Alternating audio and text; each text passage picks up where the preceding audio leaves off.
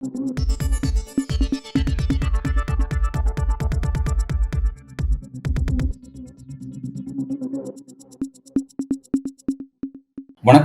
இன்றைக்கு நம்முடன் அரசியல் பேசுவதற்காக மூத்த பத்திரிகையாளர் திரு தரசு ஷியாம் அவர்கள் இணைந்திருக்கிறார். சார் வணக்கம். வணக்கம் அன்பு. சார், உள்துறை அமைச்சர் அமித்ஷா ஒரு விரிவான ஒரு நேர்காணல் கொடுத்திருக்கிறாரு. தந்தி சேனலுக்கு ஒரு நேர்காணல் கொடுத்திருக்கிறாரு. ரொம்ப விரிவா இருக்கு அதுல. குறிப்பா வந்து அவர் நிர்வாகம் சம்மந்தப்பட்ட பல்வேறு விஷயத்த பத்தி அவர் பேசியிருக்கிறாரு. தமிழ் பண்பாடு பத்தி பேசியிருக்கிறாரு.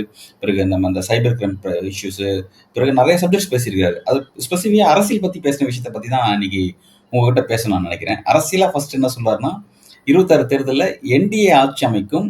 அந்த ஆட்சி, அந்த அதிகாரத்தில் பாஜக பங்கு வகிக்கும் அப்படின்னு சொல்லியிருக்கிறாரு. அதே மாதிரி பாத்தீங்கன்னா வந்து யார் சிஎம் அப்படிங்கிற விஷயத்த அதிமுகன்னு சொல்லியிருக்கிறாரு.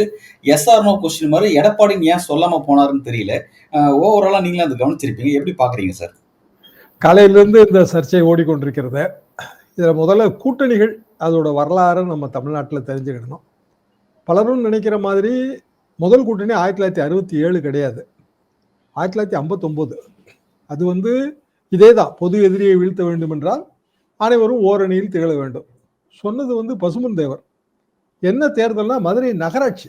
மதுரை அப்ப கார்பரேஷன் ஆகல, மதுரை நகராட்சி. மதுரை நகராட்சி தேர்தலில் காங்கிரஸை வீழ்த்துவதற்காக எல்லாரையும் ஒன்றா சேர்த்தாரு பசுமன் தேவர். ஆனா சேர்மன் யாருன்னு சொல்லி ஓட்டு கேட்கல. வெற்றி பெற்ற பிறகு தேவசகாயம்னு ஒரு வந்து சேர்மன் ஆக்கப்பட்டார். அவரை நான் பிற்காலத்துல என்னோட விவசாய கல்லூரி நாட்களில் பார்த்துருக்கிறேன்.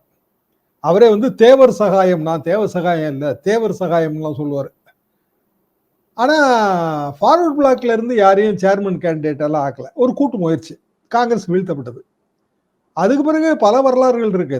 மெட்ராஸ் முனிசிபல் எலெக்ஷன்லேயே, கார்பரேஷன் எலெக்ஷன்லேயே கூட்டணி அமைச்சிருக்கு. 62 கூட்டணி நான் ஸ்கூல் டேஸ்ல பார்த்தது அண்ணா அமைச்ச கூட்டணி தான். ஆனா எல்லா கட்சிகளும் காங்கிரஸை வீழ்த்துவதற்கு எல்லா கட்சியும் ஒரு அணியில் இணைக்க அண்ணாவால முடியல. அப்போ என்னாச்சுன்னா எங்களுக்கெல்லாம் குழப்பம், எப்படி கூட்டணி சாத்தியம்? ஏன்னா அப்போ வந்து கம்யூனிஸ்ட் இயக்கங்கள் பேர்ல தான் எங்களுக்கு பற்று அதிகம். பொது உடைமை. திமுகவை தோழர் அண்ணாதுரையும் தான் நோட்டீஸ் போடுங்க. அது பட்டுக்கோட்டை கல்யாண சுந்தர பாடல், அது ஒரு மயக்கமான பேருன்னு வைங்களேன். திராவிட நாடெல்லாம் அப்பதான், அடைந்தால் திராவிட நாடு இல்லையே சுடுகாடு, இந்த மாதிரியான வசனங்கள்லாம். 62 கூட்டணியில என்ன குழப்பம்னா, நான் அப்ப கிராமம். எனக்கு கூட்டணினா அப்ப சித்தாந்தம் எங்க போய் சேரும்? ஏன்னா கம்யூனிஸ்ட் சித்தாந்தம் வேற, திராவிட சித்தாந்தம் வேற, காங்கிரஸ் சித்தாந்தம் வேற. அப்ப சித்தாந்த அடிப்படையில் எப்படி ஓட்டு போடுறது? அப்பெல்லாம் அது வரைக்கும் சித்தாந்த அடிப்படை தாங்க. நான் கம்யூனிஸ்ட் அப்படின்னா நான் வந்து பொது உடைமைவாதி, இப்படி சித்தாந்த அடிப்படை இல்ல. வெற்றிக்கு வந்து கூட்டணி தேவை. இது வந்து எங்க கிராமங்கள்ல இருந்த பெருசுகளோட அபிப்பிராயம். அப்படியா, வெற்றிக்கு கூட்டணி தேவையா அப்படின்னு நாங்க ரொம்ப ஸ்கூல் ஸ்டூடெண்ட்ஸ், எங்களுக்கு அது புரியலன்னு வைங்களேன். 65 நான் பியூசி, 66 விவசாய கல்லூரி வந்துட்டேன். 67 தேர்தலுக்கு முன்பு வந்து அண்ணாவோட கூட்டங்கள் தொடர்ந்து சைக்கிள் எடுத்துட்டு போய் வேகமாக போய் கேட்போம். அப்ப அவர் சொன்னாரு, சென்ற முறை திமிங்கலத்தை பிடிப்பதற்காக, அதான் 62 திமிங்கலத்தை பிடிப்பதற்காக வலை விரித்தேன். வலையில் பல ஓட்டைகள். ஏன்னா சில கட்சிகள் கூட்டணியில் சேரல, திமிங்கலம் தப்பி விட்டது. மீண்டும் காங்கிரஸ் ஆட்சி வந்துருச்சு. இந்த முறை சரியாக வலை பண்ணி இருக்கிறேன், திமிங்கலம் மாட்டிக்கொள்ளும். 67 உண்மையிலே திமிங்கலம் மாட்டிக்கொண்டது, காங்கிரஸ் வீழ்த்தப்பட்டது. ஆனா இப்போதும் அப்போதும் இருக்கிற ஒரு ஒற்றுமை வேற்றுமை என்னன்னா, அண்ணா வந்து முதலமைச்சர் வேட்பாளர் கிடையாது 67ல. அவர் எம்பிக்கு நிற்கிறார், தென் சென்னை. அதாவது திமுக தனி மெஜாரிட்டி பெறும் அப்படிங்கிற மாதிரியான அபிப்பிராயம் இல்லை. ஒண்ணு. இது போன்ற சுவாரஸ்யமான செய்திகளை தெரிந்து கொள்ள நம்ம சேனலை மறக்காம சப்ஸ்கிரைப் பண்ணிக்கோங்க. ரெண்டாவது, அண்ணாவோட வயதிலையும் அனுபவத்திலையும் மூதறிஞர் ராஜாஜி, அவர் பழைய கவர்னர் ஜெனரல், தமிழ்நாடு முதலமைச்சர் ஐயா மாப்போசிக்கு நேற்றைக்கு வந்து 120வது பிறந்த நாள் நம்ம கொண்டாடி இருக்கோங்க. ஒரு சர்ச்சை வேற வந்துச்சு, இலக்கியவாதிகள் எல்லாம் மதிக்கல அப்படிங்கிற சர்ச்சை வேற வந்துச்சு. சீபா ஆயத்தனார், அது நாம் தமிழர் கட்சி, அவர் ரொம்ப மூத்தவர். இன்னும் சொல்லப்போனால் வந்து திமுக காலகட்டத்திலேயே வந்து 57லயே அவர் எங்க தொகுதியோட எம்எல்ஏ எல்லாம் ஆயிட்டாரு. திமுக அப்போ 15 எம்எல்ஏ. அப்போ அண்ணா வந்து ஒருவேளை நினைத்திருக்கலாம், எங்களுக்கு தெரியாது, நாங்க காலேஜ் ஸ்டூடெண்ட்ஸ் தான். நான் முதலமைச்சர் வேட்பாளர்னா இவங்களுக்கெல்லாம் ஒரு சங்கடம் ஏற்படும், மூத்த தலைவர்கள். ஆனா திமுக மெஜாரிட்டி. அப்போ ஆட்சியில பங்குங்கிற கோரிக்கை யார் வச்சா? ராஜாஜி வச்சாரு. மறக்க கூடாது. அது ராஜாஜி திமுக மந்திரி சபையில எல்லா கூட்டணி கட்சிகளுக்கும் இடம் கொடுக்கணும். ஏன்னா சுதந்திரா கட்சி அகில இந்திய அளவில் அன்னைக்கு பெரிய கட்சிங்க. 20-25 எம்பி வச்சிருந்தாங்க அகில இந்திய அளவில். அண்ணா வந்து எம்எல்ஏ கிடையாது, அவர் முதலமைச்சர் கேண்டிடேட் ஆக போறாரு. அண்ணாவுக்கு இஷ்டம் இல்லை அதில். அண்ணாவோட கட்சி அதாவது திமுகவுக்கும் அதில் இஷ்டம் இருந்திருக்காதுன்னு நாங்கள் நினச்சிக்கிறோம். நாங்கள் ரொம்ப ஸ்டூடெண்ட்ஸ், உள் ஓட்டம் எங்களுக்கு கிடையாது. வெளியில் இங்கே வந்து நிற்கிறோம் எல்லாம் மெட்ராஸில் வந்து யார் முதலமைச்சர் யார் மந்திரிகள்னு தெரிஞ்சுக்கிறதுக்காக மாணவர்கள் படையெடுத்து வந்திருக்கோம். ராஜாஜி கடைசி ஒரு டிமாண்ட் வச்சாரு, சபாநாயகராவது கொடுங்கன்னாரு. அண்ணா அதுக்கும் ஒத்துக்கிடல. என்னன்னா சுதந்திரா கட்சி அப்போ வலதுசாரி கட்சி, பெரிய கட்சி, அவங்கள சேர்க்கறது அப்படின்னா நமக்கு நாமே வந்து குழி வெட்டிக்கிறதுக்கு சமம். இப்போ எப்படி பிஜேபிக்கு வந்து ஏன் கூட்டணியில் இடம் கொடுக்க முடியாதுன்னா அதிமுக தனக்கு கூட்டணி அரசுல ஏன் இடம் கொடுக்க முடியாதுன்னா அதிமுக தனக்கு தானே குழி வெட்டிக்கிறதுக்கு சமம்ல. அண்ணா வந்து ஒத்துக்கிடல. நீங்க சுதந்திராவுக்கும் பிஜேபிக்கும் பெரிய வித்தியாசமாக்க முடியாதுங்க. பயங்கரமான வலதுசாரி கட்சி. ராஜாஜி வந்து பிராமணர், பிஜேபியோட தலைமை பிராமணர், நிறைய ஒற்றுமைகள் இருக்கு இதுல. அதுக்காக நான் சொல்றேன், வரலாற இந்த தலைமுறையும் புரிஞ்சுக்கிடணும். அப்போ சபாநாயகர் கொடுத்துருக்கலாம்ல. ஏன்னா சபாநாயகர் நாம் தமிழர் கட்சியை சேர்ந்து சீபா ஆயத்தனார் ஐயாவுக்கு கொடுத்தாங்க. அப்ப நாம் தமிழருக்கு கொடுக்கறது சுதந்திரா கொடுத்துருக்கலாம்ல. ஏன் கொடுக்கல? இந்த அரசியல் தேசிய கட்சி அரசியல், வலதுசாரி அரசியல், திராவிட அரசியல் எங்க? அப்ப வலதுசாரி அரசியலுக்கு எப்படி கொடுக்க முடியும் திமுக? அப்ப அதிமுகவே கிடையாது. அப்போ கூட்டணி ஆட்சினா ஆட்சியில் பங்கு. அதுதான் மோடி வந்து 2019 ஃபுல் மெஜாரிட்டி, பயங்கர மெஜாரிட்டி, கூட்டணி கட்சிகள் எல்லாத்துக்கும் ஒவ்வொரு இடம் கொடுத்தாரு. தமிழ்நாட்டில் அதிமுக சார்பாக ஒரு எம்பி ஓபிஎஸ் மகன். ஆனா அவருக்கு கொடுக்கறதுக்கு அதிமுகவே அதுக்கு சம்மதம் தெரிவிக்கல, அது நின்று போச்சு. அது அப்ப நான் ஜெயா டிவி ப்ரோக்ராம் பண்ணிட்டு இருக்கோம், தேர்தல் ப்ரோக்ராம்கள். ஓபிஎஸ் மந்திரி ஆயிடுவாருன்னு சொல்லிட்டு இருக்காங்க. நான் தான் ஆக மாட்டாருன்னு சொன்னேன். என்னன்னா இதுதான் காரணம். இந்த மாதிரியான பொலிட்டிக்கல் ரீசன்ஸுக்காக கொடுக்க மாட்டாங்க. இன்னைக்கு நம்ம அந்த மந்திரி சபையில் இடம் கொடுத்தா நாளைக்கு வந்து நம்ம மந்திரி சபையில பிஜேபி இடம் கேட்குங்கிற ஒரு அச்சம் அன்றைக்கு அதிமுக தலைமைக்கு எடப்பாடி பழனிசாமிக்கு இருந்திருக்கும். ஸோ அவர் அந்த வாய்ப்பை மறுத்துட்டார். ஓபிஎஸ்க்கு வருத்தம். அதில் ஓபிஎஸோட முதல் வருத்தங்கள் அதுவும் ஒண்ணுங்க, நம்ம பையனுக்கு ஒரு மந்திரி பதவி கிடைக்க வேண்டிய வாய்ப்பை இழந்துட்டோமே அப்படின்னு எடப்பாடி பழனிசாமி மற்றும் அதிமுகவின் சீனியர் தலைவர்கள் மறுத்தார்கள். இது சமீபத்திய வரலாறு, பழைய வரலாறு கூட போக வேண்டாம். அப்ப இப்போ அமித்ஷா வந்து கூட்டணி மந்திரி சபைன்னு சொல்றாரு. என்னன்னா என்டிஏ வின் பண்ணிரும் அப்படின்னா அது என்டிஏவோட ஆட்சி தானே? இல்ல, இங்க இந்தியா கூட்டணி ஆட்சியே கிடையாது. இங்க திமுக ஆட்சி தான், அதிமுக ஆட்சி தான். ஆட்சிக்கு வந்தா அதிமுக ஆட்சி தான். அப்ப நீங்க என்டிஏவா கூட்டணியா தேர்தலில் நிக்கலாம். ஆனா ஆட்சி அமைச்சா அதிமுக ஆட்சி அமைக்கும், மெஜாரிட்டி கிடைச்சா. மெஜாரிட்டி கிடைக்கலன்னா வேற விஷயங்க. அப்ப மெஜாரிட்டி கிடைத்தாலும் பிஜேபி அந்த ஆட்சியில் பங்கு வகிக்கும்னு அமித்ஷா சொல்றாரா? அதான் கேள்வி. அது போக நீங்க சொன்ன இந்த குழப்பம், அதிமுகவிலிருந்து ஒருவர்ன்றாரு, அப்படின்னா எடப்பாடி பழனிசாமிக்கு அந்த வாய்ப்பு இல்லையா அப்படிங்கிற குழப்பம். ஆக இந்த குழப்பம் முதல்ல இருந்தே இருக்குங்க, தொடருது. இப்போ அமித்ஷா வரப்போறாருல அடுத்த மாசம், ஜூலை மாசம், அப்பவும் இதே குழப்பம் தான் வரும். ரெண்டாவது சார் வந்து ஒரு முக்கியமான விஷயத்தை பத்தி பேசுறாரு.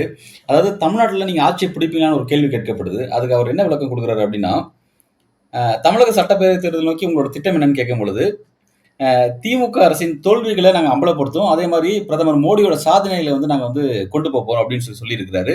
இந்த இரண்டும் தேர்தலில் முக்கியமான பங்கு வகிக்கும். அதே மாதிரி இந்த தேர்தலில் நாடு முழுவதும் நாங்கள் 20க்கும் மேற்பட்ட சட்டமன்ற தேர்தலில் வெற்றி பெற்றிருக்கோம், பல மாநிலங்களை கைப்பற்றிருக்கோம். அதே மாதிரி வந்து நாங்கள் தமிழகத்தையும் கைப்பற்ற போறோம் அப்படின்னு சொல்லியிருக்காரு.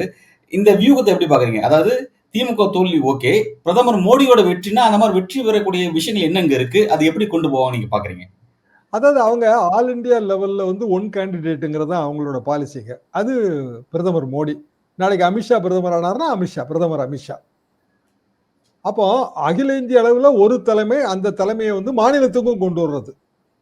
அதாவது மாநில ஓட்டு வங்கி மோடிக்கு ஓட்டு வங்கி, மோடி என்ன நினைக்கிறாரோ அதுக்கு ஓட்டு, மோடியோட திட்டங்களுக்கு ஓட்டு, மோடியோட வெற்றிகளுக்கு ஓட்டு. இப்படி இங்க லோக்கல் பாலிடிக்ஸ் வந்து அப்படி இல்லை, நமக்கே தெரியும். அது கேரளா பாலிடிக்ஸ் அப்படி இல்லை, ஆந்திரா பாலிடிக்ஸ் அப்படி இல்லை, தெலுங்கானா பாலிடிக்ஸ் அப்படி இல்லை. இங்க வந்து லோக்கலா தலைவர், அந்த தலைவருக்கு ஓட்டு. மாநில கட்சியா இருக்கும்போது மாநில கட்சியோட அதிகார எல்லை மாநிலத்துக்குள்ள, அது ஒரு நாளும் தேசிய கட்சிக்கு இடம் கொடுக்காது. நீங்க இதே பாலிடிக்ஸ் வந்து உத்தரப்பிரதேசம், பீகார்லயும் பார்க்கலாம். மாநில கட்சி வெர்சஸ் பாரதிய ஜனதா. அப்ப பாரதிய ஜனதா என்டையர் இந்தியா முழுவதும் மோடி அல்லது ஒரே ஒரு தலைமை, அந்த தலைமைக்கு ஓட்டு அப்படி கொண்டு போறாங்க. வாஜ்பாய் காலத்துல இது கிடையாதுங்க. மோடி காலத்துல இது வந்துருச்சு 2014. அதுவே அவங்க சித்தாந்தத்துக்கு எதிரானது. அவங்க வந்து RSS சித்தாந்தம் வந்து தலைமைக்கு முக்கியத்துவம் கிடையாதுங்க, சித்தாந்தத்துக்கு தான் முக்கியத்துவம். அப்ப மோடி அவர்களுக்கு ஓட்டா அல்லது இந்துத்துவாங்கிற சித்தாந்தத்துக்கு ஓட்டாங்கிற கேள்விக்கு அமித்ஷா சரியா பதில் சொல்லல. அது எப்படி வந்து RSS பிஜேபி நடைமுறை கொள்கைகளின்படி இல்ல பழைய கொள்கைகளின்படி மோடி அவர்களுக்கான ஓட்டா இருக்க முடியும்? இருக்காது. மோடியின் திட்டங்களுக்கான வெற்றி ஓட்டாவும் இருக்க முடியாது. மத்திய அரசாங்கத்தின் திட்டம் அப்படிதான் நீங்க பார்க்கணும். பிஜேபி அரசாங்கத்தின் திட்டம், அப்ப என்டிஏவின் திட்டம் அப்படித்தானே அவங்க வைக்கணும். அது எப்படி மோடியோட வெற்றியா மாறும்? அந்த இடத்துல அவங்களுக்கு குழப்பம் இருக்கு. இப்ப அதிமுக திமுகவுக்கு மாற்று, ரைட்டுங்களா? திமுக அரசின் தோல்வி, அது எல்லா எதிர்கட்சியும் அதான் சொல்லி ஆனோம். அதை பத்தி ஒன்றும் தவறு கிடையாது, அது தேர்தல் அரசியல். ஆனா அதிமுக அரசாங்கம் 2021 வரைக்கும் நடந்திருக்குல்ல, 10 வருஷம் அரசாங்கம். அதுல 5 வருஷம் ஜெயலலிதா ஆட்சி இல்ல, 5 வருஷம் கூட இல்ல, கூட ஒரு வருஷம் நீங்க எடுத்துக்கணும். 2016 ஜெயலலிதா வெற்றி தான். எடப்பாடி பழனிசாமி தலைமையில இப்பதான் முழுமையான தேர்தல். 2016 தேர்தல் எடப்பாடி பழனிசாமி தலைமையிலான வெற்றின்னு நீங்க எப்படி சொல்லுவீங்க? அப்ப இயல்பாக 10 வருட அதிமுக ஆட்சியின் சாதனைகள் அதைத்தானே சொல்ல முடியும். அது எப்படி வந்து மோடி அரசின் சாதனை சொல்ல முடியும்? 2011 இருந்து 13, 14 வரைக்கும் மோடி அரசாங்கம் கிடையாத, இங்க அதிமுக அரசாங்கம் இருக்க. அதுல ஒரு குழப்பம். சரி, அந்த குழப்பம் ரைட் சார். ஆனா இப்ப வந்து திமுக ஆன்டி முடிச்சு பேசுறாங்க, ரைட், ஓகே. மோடியினுடைய பிளஸ் பேசணும் அப்படின்னா பிளஸ் என்ன இருக்குன்னு பேச வேண்டியது இருக்குல்ல சார். ஏன்னா ஆல்ரெடி திமுக வந்து மாநில உரிமையை பாதிக்குது, ஆளுநர் மூலமா ஒரு அரசியல் செய்யுது, நிதி கட் பண்றாங்கன்னு சொல்லி பல பிரச்சனைங்க மக்கள்கிட்ட கொண்டு போய் வச்சிருக்காங்க. இப்ப இந்த நிலைமையை வச்சுக்கிட்டு எப்படி மோடியோட ஸ்கீம்ஸ் சொல்லி, திட்டத்தை சொல்லி அவங்க எல்லாம் அந்த மக்களை கன்வின்ஸ் பண்ண முடியும்? அது நீங்க எப்படி பாக்குறீங்க சார்? அது ரொம்ப கஷ்டங்க. தமிழ்நாடு பாலிடிக்ஸ்ல ஆட்டோமேட்டிக்கா தேர்தல் கல்ச்சுரல் வார். இங்க வந்து வாக்கு அரசியல்ங்கிறது அதிகாரத்துக்கான யுத்தம் மட்டுமல்ல, கலாச்சாரம் மற்றும் மாநில பண்பாட்டுக்கான யுத்தம். தமிழ்நாட்டில் எல்லா மாநிலங்களையும் அப்படிதாங்க இருக்கு கிட்டத்தட்ட. அப்போ மத்திய அரசாங்கத்தோட திட்டங்களுக்கான வெற்றி அப்படின்னா, மாநில அரசாங்கம் நிறைய திட்டங்களை இங்க நிறைவேற்றி இருப்பாங்களே, ஃபார் தட் மேட்டர் அதிமுகவை சேர்த்தா நான் சொல்றேன். அப்போ ஜெயலலிதா அவர்களின் திட்டம், ஏழை பெண்களுக்கு வந்து இலவச ஆடு மாடு வழங்குதல், லேப்டாப் வழங்குதல், பழைய தொற்றில் குழந்தைகள் திட்டம், இதுக்கெல்லாம் வெற்றி கிடையாதா? இந்த திட்டங்களை சொல்லுவீங்களா மாட்டீங்களா? இந்த திட்டங்களை பற்றி மக்கள்கிட்ட சொல்லி நாங்க இதெல்லாம் செஞ்சோம். தாலிக்கு தங்கம் அடிக்கடி பேசுவாங்க. அது பெரியாரே தாலி மறுப்பு, தாலியே வேணான்னு சொன்னவருக்கு தாலி கட்டா திருமணங்கள், நிறைய திருமணங்கள் எங்க காலகட்டத்துல எல்லாம். அதுக்கு பிறகு திராவிட ஆட்சியில இலவச தாலிக்கு தங்கம் கொண்டு வந்தோம். அதுவே வந்து பெரிய மாறுபாடுன்னு நான் எப்போதும் நினைப்பது உண்டு. இப்ப இருக்கிற இந்த அரசு வந்து அதை எடுத்துட்டு அதுக்கு மேல வேற திட்டங்களை கொண்டு வந்துட்டாங்க. அது தனி விஷயம். ஆனா மாநில தேர்தல்ல நடப்பு திமுக ஆட்சியின் நிறை குறைகள், அதற்கு முன்பு 10 ஆண்டுகள் நாங்க ஆட்சி செஞ்சிருக்கோம், அந்த ஆட்சியின் நிறை, இதைத்தானே கம்பேர் பண்ணி ஓட்டு கேட்க முடியும். எப்படி வந்து பிஜேபி ஆட்சியோட நிறைகள் அல்லது வெற்றிகள் இதை குறித்து சொல்லி எப்படி ஓட்டு கேட்க முடியும்? அதாவது அமித்ஷா அவர்களுக்கு வந்து தமிழ்நாடு பாலிடிக்ஸ்ல வேற மாதிரி அவருக்கு சிந்தனை இருக்கு. தமிழ்நாடு பாலிடிக்ஸோட மைய நீரோட்டம் வேற. இன்னும் அது போன தடவையுமே அந்த குழப்பம் இருந்ததுங்க. போன தடவை 2021 தேர்தலுக்கு முன்பு, 2019க்கு முன்பு அமித்ஷா இந்தியாவிலேயே ஊழல் நிறைந்த மாநிலம் தமிழ்நாடு தான் சொன்னார். அப்ப நடந்துட்டு இருந்த அதிமுக ஆட்சி. 21 தேர்தலில் எடப்பாடி பழனிசாமி முதலமைச்சர் வேட்பாளர்னு முருகன் வந்து அப்படி சொல்லல. நாங்க கை காட்டுறவர் தான் முதலமைச்சர் வேட்பாளர்னாரு. நிறைய டிவி டிபேட் அப்ப நான் கலந்துக்குவாங்க, கடுமையா திட்டுவாங்க. அதிமுக தான் பிஜேபி திட்டும், கூட்டணி. நீங்க கை காட்டுறவங்க தான் முதலமைச்சர் வேட்பாளர் தான், உங்களுக்கு தான் கையே இல்லையேமாங்க. இதெல்லாம் அதிமுக பேச்சாளர்கள் பேசுனது தாங்க. அப்புறம் அதெல்லாம் ஒரு காங்கிரஸ் எல்லாம் இருக்கு. அப்போ அப்படி கொஞ்சம் இதாகி 2021 தேர்தல் அது வெற்றி பெறல. அதிமுக பிஜேபி கூட்டணி அது ஒரு மனச்சுமை கூட்டணிங்க. தோல் சுமை, வலிச்சுமை, மனச்சுமை, 3 சுமை உண்டு கூட்டணியில் எப்போதுமே. நம்ம தோல்ல தூக்கி வச்சுட்டு போனோம், அது ஒரு கூட்டணி. வலிச்சுமை அது கூட வலிக்கு வருங்க, அது ஓட்டை நம்ம கொடுக்கும், நம்ம ஓட்டை அது கொடுக்கலாம், அதான் பெஸ்ட் கூட்டணி. இது மனச்சுமை கூட்டணி. எப்ப பார்த்தாலும் ஏதாவது ஒரு வகையில ரப்சர் பண்ணிட்டே இருப்பாங்க. யாராவது இப்ப இன்னைக்கு அமித்ஷா சொன்னாரா சர்ச்சையெல்லாம் முடிஞ்சுதா, 1 மாசம் 1.5 மாசம் கழிச்சு பாருங்க ராஜ்நாத் சிங் வந்து இதே மாதிரி ஏதாவது சொல்லுவார். அது பிறகு 1 மாசம் 1.5 மாசம் கழிச்சு பாருங்க கட்கரி வந்து எதையாவது சொல்லுவார். என்னன்னா அவங்களோட பாலிசி வேற. சரி, இதுல வந்து வட இந்திய தலைவர்களை எல்லாம் குறை சொல்ல முடியாதுங்க. இது வந்து அவங்களோட பாலிசி. அவங்க இப்படிதான் வாக்கு அரசியலை பாக்குறாங்க. நம்ம பாலிசிங்கிறது வேற. நம்ம இட்லி, அவங்க சப்பாத்தி, இது 2க்கு இடையில பெரிய டிஃபரன்ஸ் இருக்கு. அப்போ அவங்கள வழித்துணையாக கொள்ளணும்னா அவங்களுக்கு ஒரு ஓட்டு வங்கி இருக்கணும். அந்த ஓட்டு வங்கி நமக்கு டிரான்ஸ்ஃபர் ஆகணும். அண்ணாமலை கணக்குப்படி 10%ன்றாரு. உங்களுக்கு 20% தான் இருக்கு, எங்களுக்கு 2க்கு 1 சீட்டு கொடுக்கணும்ன்றாரு. நீங்க 100 இடத்துல நின்னா நாங்க 50 இடத்துல நிப்போன்றாரு அவரு. அதான் அண்ணாமலை பாலிசிங்க. கணக்கு சரிதான். ஏன்னா அவரு 2024 லோக்சபா தேர்தலை வச்சு சொல்றாரு. அமித்ஷா கணக்கும் அதாங்க. 2000 இந்த பேட்டிலையும் சொல்லியிருக்காரு. இதை எதை வைத்து இதை சொல்கிறீர்கள்னு கேள்வி கேட்கிறாங்க. அமித்ஷா என்ன சொல்றாரா, 2024 தேர்தல் முடிவுகளை வைத்து சொல்றேன்றாரு. 2024 தேர்தல் முடிவை அசம்பிளி கான்ஸ்டிடியூன்சி வைஸ் அனலைஸ் பண்றாங்கல்ல, அதை வைத்து நான் சொல்கிறேன் என்பது அமித்ஷா கணக்கு. அப்படின்னா 20க்கு 10 2க்கு 1 இதான கணக்கு. சோ கூட்டணி ஆட்சின்றார். 234 தொகுதியில ஒரு சராசரியா 140 தொகுதியில அதிமுக நின்னா 70 தொகுதியில வந்து பிஜேபி நிக்கணும். 210 மீதம் இருக்கிற 24 தொகுதிகளை மற்ற சின்ன கூட்டணிகளை பிரிச்சு கொடுப்பாங்க.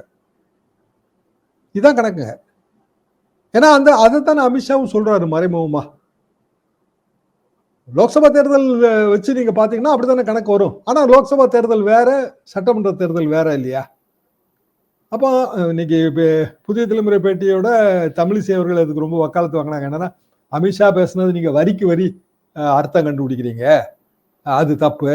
கூட்டணியில் குழப்பம் ஏற்படுத்த நீங்க எல்லாம் முயற்சி பண்றீங்க, கூட்டணியை பிரிக்கணும்னு முயற்சி பண்றீங்கன்னு அவங்க ரொம்ப கடிந்து கொண்டார்கள். அது அவர்கள் பார்வை. ஆனா அதிமுக பிஜேபி கூட்டணி நீடிப்பதை திமுக விரும்புது.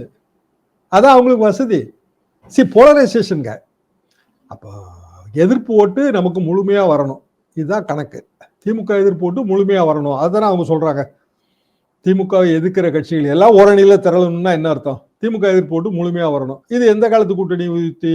62 67 காலத்து கூட்டணி உத்தி. இதுதான் முழுமையா வரணும்னா அதிமுக கூட்டணியில இன்னைய தேதிக்கு பிற கட்சிகள் ஒன்றும் சொல்லவே இல்லை. முருகன் மாநாடு கூட அதிமுகவின் சிறிய கூட்டணி கட்சிகள்லாம் வரவே இல்லை.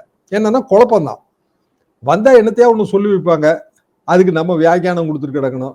இது எதுக்கு இப்போதைக்கு இதை தவிர்ப்போம், தேர்தல் வரும்போது பார்த்துக்கலாம், தேர்தல் வரும்போது பார்த்துக்கலான் இருக்கிறதாங்க உத்தம கூட்டணி. அதிமுக இப்பவுமே போய் அது அந்த கூட்டணியில இணைஞ்சது. அதுதான் இதோட சிக்கல். அதான் இப்ப அதிமுக இந்த கூட்டணியில இல்லைன்னு வச்சுங்க, எல்லாரும் கூட்டணி எப்பங்க அமைப்பாங்க? தேர்தலுக்கு முன்னாடி தானே. இப்ப இது நியாயமா இது வந்து ஜனவரி மாதம் பிப்ரவரி மாதம் வந்திருக்க வேண்டிய கூட்டணி தானே. அது வரைக்கும் நான் வட இந்தியாவில இருந்து யாரு வந்து சப்பாத்தி தான் சிறந்தது, பூரி தான் சிறந்ததுன்னு சொன்னாலும் கவலை இல்லை. இப்ப யாராவது வந்து இல்ல சப்பாத்தி தான் சிறந்தது அப்படின்னா இங்க இருக்கவங்க அது எப்படிங்க இட்லியை விட்டு கொடுக்க முடியும்னு கேட்பாங்களா மாட்டாங்களா? ஆக எந்த இடத்துல குழப்பம் ஆரம்பிக்குது? ஊருக்கு முந்தைய கூட்டணியை 1 வருஷத்துக்கு முந்தைய அறிவிச்சதுனால வர்ற குழப்பம். பல்வேறு கேள்வி உங்களோட கருத்தில் வழங்கியிருக்கீங்க சார். உங்கள் வருகைக்கும் கருத்துக்கும் மிக்க நன்றி.